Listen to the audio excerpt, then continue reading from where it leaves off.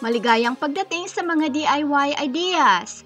Gagawa tayo ngayon ng scarf gamit ang half double crochet na may lines or ribbing na pattern. So, ito. At ang gamit kong yarn ay itong Caron Cakes Collection. So, ito yung sprinkles variant. At itong scarf natin ay isang loop. So, di halata kung saan ang simula or end nito. At itong yarn na gamit natin ay makapal. So, kailangan ito ng hook size number 9. Ayan.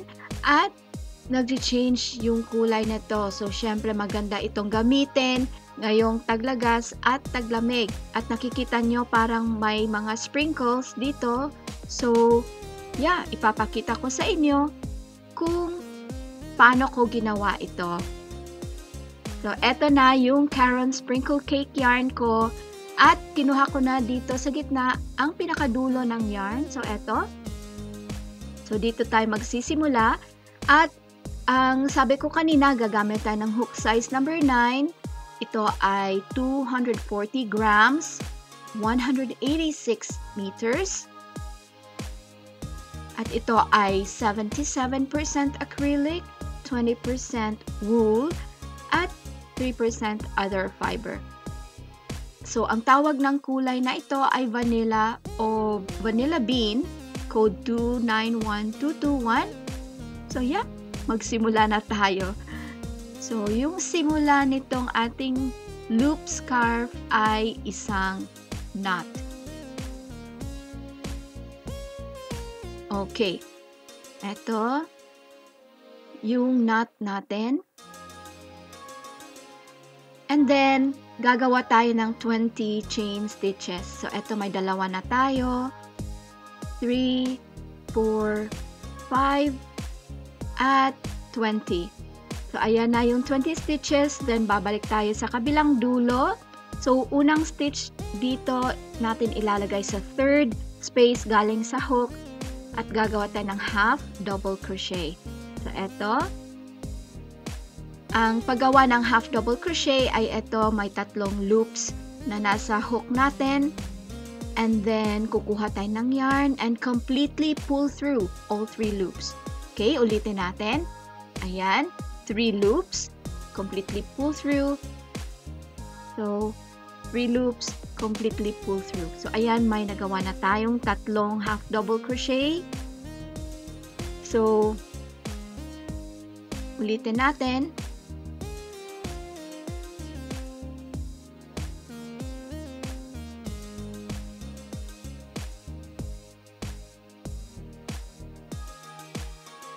Okay, andito natapos ko na ang first row. Para sa second row, gumawa ng dalawang chain stitches and then turn over. Tapos, remember yung design natin na may lines. Para makagawa ng lines, huwag ipasok yung hook dito sa V pattern. Huwag dito. Dapat dito sa stitch na nasa likod. Ayan. Okay, so gagawa tayo ng half double crochet, ipasok yung hook dito sa likod na stitch, and pull through completely sa tatlong loops. Okay? So again, half double crochet dito sa likod. Huwag doon sa taas na may V pattern. So, eto na yung resulta ng ating pattern. May line na dito sa kabilang side. So, ipagpatuloy lang natin ang paggawa ng half double crochet dito sa likod na stitches. Huwag dito sa V pattern sa taas.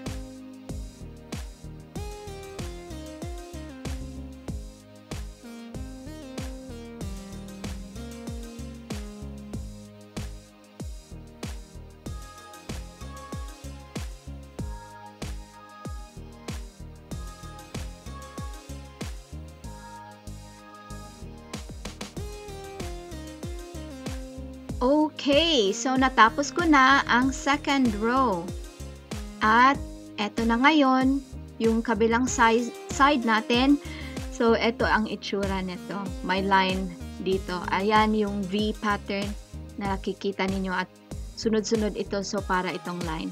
So for the next row, gumawa ng dalawang chain stitches and then turn over ito. So again, the same half double crochet, ipasok yung hook dito sa likod na stitch. Okay, so again, dito sa likod, ayan na. So dito sa likod, meron din tayong nagawang line at syempre itong first line natin dito na side. So, yeah, ipagpatuloy natin ang paggantsilyo. So, paggawa ng half double crochet hanggang sa dulo.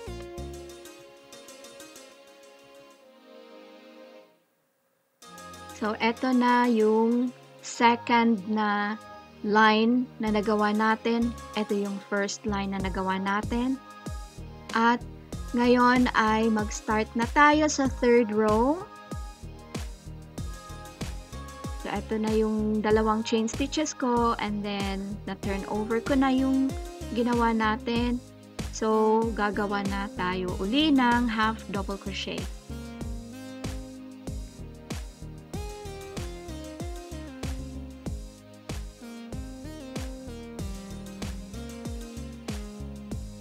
So, eto na yung second row ng line natin. Ayan, yung dalawang lines dito sa side na ito, tapos yung sa kabilang side ay in between ng dalawang lines.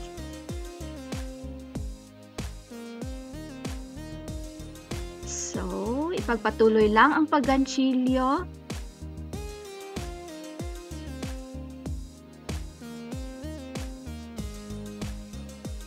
Okay, so eto, marami na akong nagawang rows. Merong 1, 2, 3, 4, 5, 6. Tapos dito ay 1, 2, 3, 4, 5, 6. Then, at nag-change na yung kulay. So, later on, mag-change uli ito ng light brown and then gray. So, i-continue lang ang paggantsilyo at babalikan ko kayo maya-maya. Okay, andito na ako sa pinakahuling row dahil naubos ko na yung buong bola ng yarn. So, konti na lang yung natirang yarn na gagamitin natin para makonect yung both ends nitong ating scarf. So, eto na lang yung natira. At makikita nyo rin yung maliliit na sprinkles na kasama nitong yarn. So, ayan, may black. So, iba-ibang kulay ng parang sprinkles na design. So, may beige, light brown, old rose, gray, at iba pa. So, ito ay magagandang kulay para ngayong winter. At, yeah, i-connect na natin yung dalawang ends nitong ating scarf para maging loop scarf ito. So, ito yung isang end at ito yung kabila. So, itapat lang ang mga ito. Okay. Ganito. At magsisimula tayo dito sa side kung saan yung extra na yarn. Okay. So, ipasok yung hook dito sa side na ito. Then, dito rin sa kabilang side. Then, kumuha ng yarn. Okay. So, may isang loop na tayo. Okay. Then, again, ipasok yung hook sa next na butas. Then, sa next side, kumuha ng yarn at ipasok ito sa loop. Kaya may isang loop rin na natira sa ating hook. And then, just continue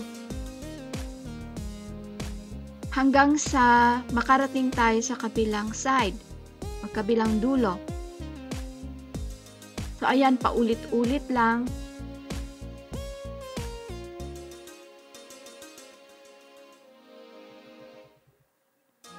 And so, eto na tayo sa end ng ating yarn.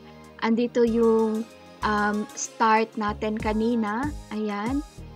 At gagawa tayo ng knot. So, And then, ipasok na lang yung natirang yarn sa mga stitches na nagawa natin. Ayan.